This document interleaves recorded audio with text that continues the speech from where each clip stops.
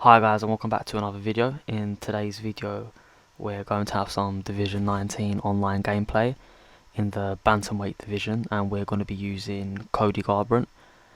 And although Cody Garbrandt is I believe he's a 4-star fighter on the game, so he's a bit lower in the pecking order. I believe he's probably top 4 fighters to use in this division, the favourite being Yan, and he's definitely by far the best boxer in the bantamweight division. I mean, the power he has and the speed he has on his hands and the combination is just ridiculous. And to be fair, he has a lot of positives. I really enjoy using Cody, especially when I get matches such as against this opponent who's using a Jose Aldo. See, Aldo was my favourite fighter in the last UFC, but this UFC, I don't know what it is. You get into boxing exchanges with him and his chin health is just non-existent. He gets rocked once and then that's it. The rest of the fight's ruined. So my opponent's obviously using Aldo. He's a Division 16 player, so he's a high-level player. And right away, obviously, he's probably going to be attacking with leg kicks. He's got good knees. He wants to keep this in a kickboxing range. And what I want to do is I want to push the pace. I want to be aggressive, and I want to keep this in a boxing range. So going into this fight, I know the big strength is Cody's power is going to cause a big issue. I believe Cody's very well rounded in this game. His kicks are very good. His wrestling's good. His submissions aren't the best, but his submission defense is okay. So going into any fight with Cody, I'm feeling fairly confident. And I'm first round in the 5-round fight, so I want to make sure my stamina stays in a good position. And I'm just trying to figure out what my opponent wants to do. And obviously, if I was using Jose Aldo, I'd want to keep it in kicking distance. I'd want to jack my legs up and throw side kicks and do damage to the body and just not get into close proximity with Cody. So yeah, right now I'm just trying to figure out what my opponent wants to do.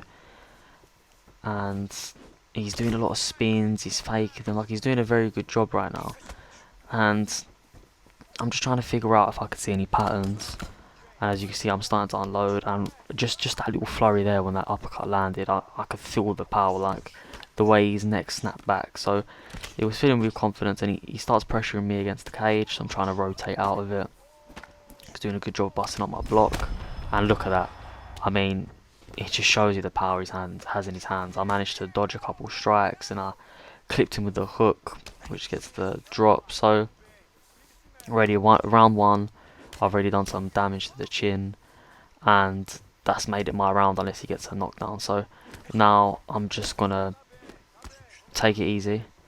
I'm going to let him come to me, because that's how I got the knockdown, was him pressuring me. So he pressured me and I ended up with a knockdown. So I'm fine for him to be the aggressor, as long as he comes and he keeps aggressing and he's forcing it to a boxing distance. So if I was the other guy right now, coming up against Cody, you don't want to be the aggressor as Jose Aldo unless you need to. What you want to be doing is you want to be picking me apart. You want to be hitting my legs. You want to be keeping it a kickboxing, Muay Thai fight. If I come in close, you're going to want to move your head, hit me with knees and elbows. So yeah, I was surprised to see he was as aggressive as he was. And as you can see, he's going for clinches a lot, so I'm moving my head. Probably because Jose Aldo's got brilliant knees in the clinch. So yeah, he's being very aggressive. I can see that he doesn't like to be patient, which as a fighter with Jose Aldo, that's probably the main thing you need to be, is patient, because of his chin health.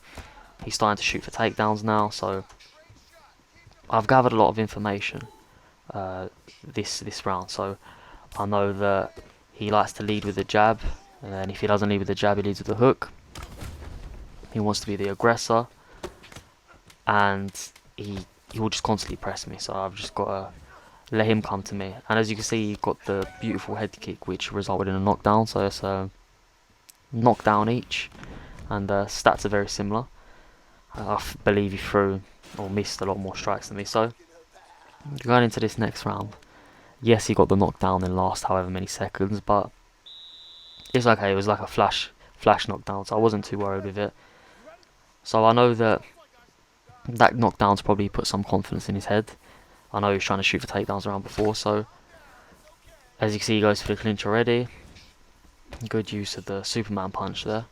That throws a lot of people off. So I can see, as you can see, he's trying to take me down. So I know he's not feeling too comfortable on the feet, and that's fine. I'm just going to try to stand that range. His legs hurting, and normally whenever I hit someone's leg and it does damage, or I check a kick, I always punish them by hitting them with a body shot.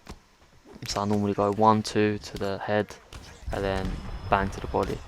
And as you can see here, I'm really starting to unload now. So I'm hurting him. It's only round 2, and as you can see, he's already suffering a great amount. I know his chin health's not going to be in a good position, so I'm trying to work in the body as well, so he can't recover. And now I'm trying to see what he does. As you can see, he's throwing feints. He's trying to get in close, but right now what he doesn't want to do is he doesn't want to get in close and risk getting hit.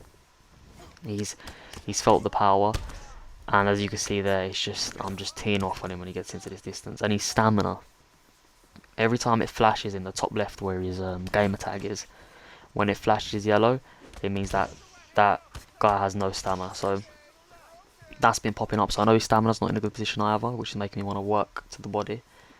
So right now I'm in a comfortable position. My hands are doing a lot of damage, and this is how you're going to want to use Cody.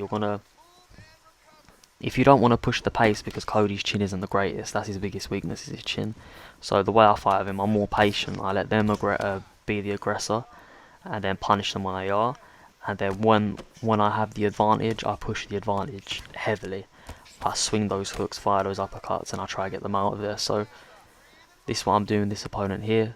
So as you can see, when I get a rock or a stun, or I feel that his block is broken, I push real hard and I try to get the finish. So we managed to force the takedown out of him, and this is okay just because of the damage I've done in this round. I'm not really worried as long as I can keep him in this position. I deny the transition here, so I'm never too worried when they're in this position here. Obviously from here they can get on top of me, so they can top mount me, or they can go to side control or posture up. So each three could be a dangerous position, so it's not best position to be in, but the transitions are easily deniable. And as you see here, if you look at his stamina, not in a great position. So I try shoot for a submission here, the armbar, because it's the easiest submission really to get off in the game. And as you can see, I'm just threatening him, so I'm just doing this so the clock can run down while he's on top. And as you can see, his submissions, Cody's submissions aren't bad at all, especially, I mean, Jose Aldo's submission defense isn't bad. So as you can see, I come quite close here. He would have escaped, I believe, but the bell saved him anyway. So like I said, when you're in a position where you're losing a fight and they take you down and you're denying their transitions, just hit them with a submission. You'll kill the clock off. So that's what I done there, just to get through the next round, to prevent me losing stamina from trying to get up and him denying it, or just to prevent him getting damage off. So this is now round 3. He's taken way too much damage in round 2, and as you can see, I hit him again, and I know it's not making it past this round just because of the amount of I'm going to throw. So he gets the takedown here, beautiful takedown, and again, I'm comfortable in this position. I'm not worried at all. Aldo is good on the ground, but I'm just confident in my ability.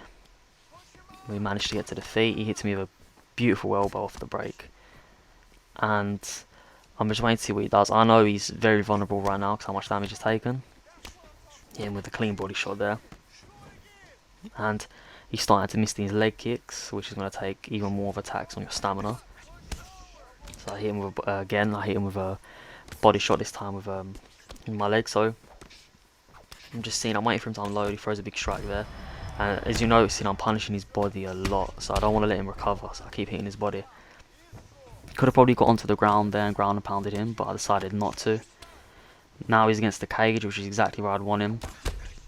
Managing the distance well, and I hit him with a nasty, nasty body shot to finish it. So although it was his head that was constantly getting damaged, that's why I kept picking at his body so he couldn't recover. And as you can see there, I got a beautiful body shot knockout. So yeah, that was the fight with Cody Garbrandt, the best boxer in the Bantamweight division. And it'll show the replay now. I mean, that shot was beautiful. So the scorecards are coming up so you can see how the judges scored it. Thank you for watching the video. Please like, comment and subscribe, and I'll catch you next time.